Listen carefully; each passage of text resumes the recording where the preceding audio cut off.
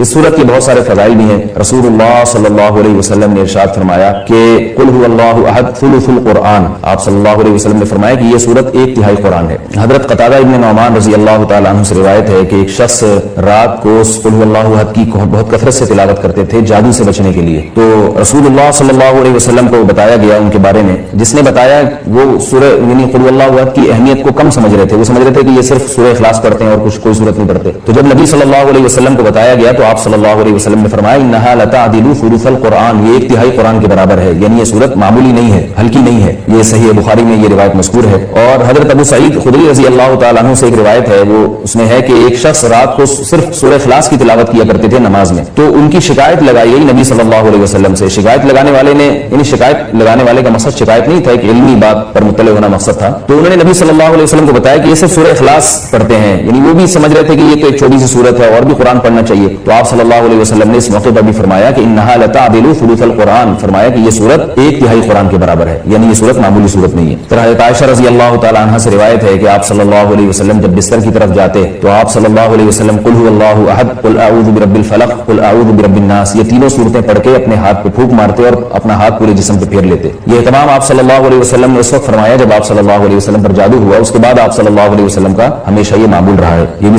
صحیح بخاری کی روایت ہے۔ صحیح بخاری کی ایک اور روایت میں ہے کہ حضرت عائشہ رضی اللہ تعالیٰ عنہ فرماتی ہیں کہ ایک مرتبہ رسول اللہ صلی اللہ علیہ وسلم نے جہاد کے لیے ایک لشکر بھیجا، تو اس میں جو امام تھے وہ سورہ اخلاص کی بہت زیادہ تلاوت کیا کرتے تھے نماز میں۔ صحابہ کرام کا جب یہ لشکر واپس لوٹا ہے تو آپ صلی اللہ علیہ وسلم کو بتایا گیا کہ یہ سورہ اخلاص بہت زیادہ پڑھتے تھے نماز میں، تو آپ صلی اللہ علیہ وسلم نے ان سے پوچھا کہ تم یہ کام کیوں کرتے تھے، سورہ اخلاص تم اتنی زیادہ کیوں پڑھتے تھے؟ ان صحابی نے فرمایا کہ اس میں رحمان کے اوصاف بیان کیے ہیں، اللہ کی حمد و ثنا ہے اور اس وجہ سے مجھے سورت سے محبت ہے، یعنی محبت ہے جس کی وجہ سے میرا دل چاہتا ہے میں اس کی بار بار تلاوت کروں۔ تو آپ صلی اللہ علیہ وسلم نے فرمایا کہ صحابہ سے فرمایا کہ ان کو خبر دے دو کہ اللہ بھی تم سے محبت کرتے ہیں، یہ بھی اس سورت کی ایک بہت بڑی فضیلت ثابت ہوتی ہے۔ اور عبد الرحمن ابن ابزہ رضی اللہ تعالیٰ عنہ سے روایت ہے کہ رسول اللہ صلی اللہ علیہ وسلم وتر کی نماز میں پہلی رکعت میں سبح اسم ربک الاعلی، دوسری میں قل یا ایھا الکافرون اور تیسری رکعت میں سورہ اخلاص کی تلاوت کیا کرتے تھے۔ تو وتر میں تیسری رکعت میں سورہ اخلاص کا پڑھنا یہ فضیلت کی چیز ہے۔ حضرت عقبہ ابن عامر رضی اللہ تعالیٰ عنہ سے روایت ہے کہ میں ایک مرتبہ رسول اللہ صلی اللہ علیہ وسلم سے ملا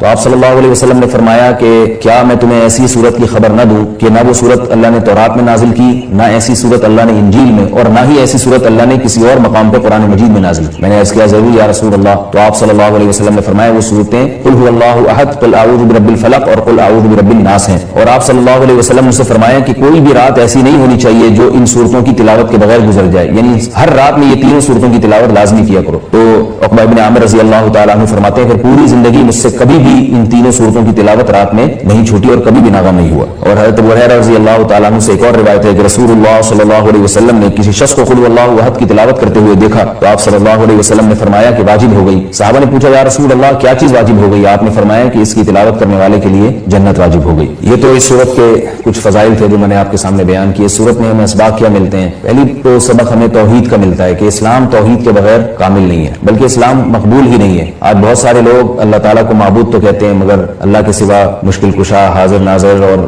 مختار کل ایسے ایسے الفاظ ایجاد کیے ہوئے ہیں جو غیر اللہ پر بھی اس کا اطلاق کرتے ہیں۔ بعض لوگ قبر پرستی کا شکار ہیں، بعض لوگ رسول اللہ صلی اللہ علیہ وسلم کو عالم الغیب کہتے ہیں، حاضر ناظر کہتے ہیں، جبکہ ہمیں اس صورت میں کیا سبق مل رہا ہے کہ اللہ یکتا ہے، اس جیسا کوئی بھی نہیں۔ تو اللہ اگر مشکل کشا ہے، حاجت روا ہے، تو پھر اگر ہم مخلوق کو بھی مشکل کشا اور حاجت روا کہہ دیں تو اس کا مطلب یہ ہوا کہ مخلوق بھی اللہ جیسی ہے، اس لیے کہ جو معبود ہے اس کی دو بنیادی صفات ہیں، علم اور قدرت۔ معبود میں دو چیزوں کا ہونا ضروری ہے، یعنی آپ جس کی عبادت کرتے ہیں اس میں دو صفات کا اعلیٰ وجہ الکمال ہونا ضروری ہے۔ ایک یہ کہ اس کی قدرت کامل ہو، وہ جو چاہے کر سکتا ہو، اور اسے اس کا علم کامل ہو، جیسے کہ قرآن مجید میں آتا ہے اللہ الذی خلق السبع سماوات ومن الارض مثلہن یتنزل الامر بینہن لتعلموا ان اللہ علی کل شیء قدیر وان اللہ قد احاط بکل شیء علما۔ اس آیت کا حاصل کیا ہے کہ اللہ نے اس پوری کائنات کو اس لیے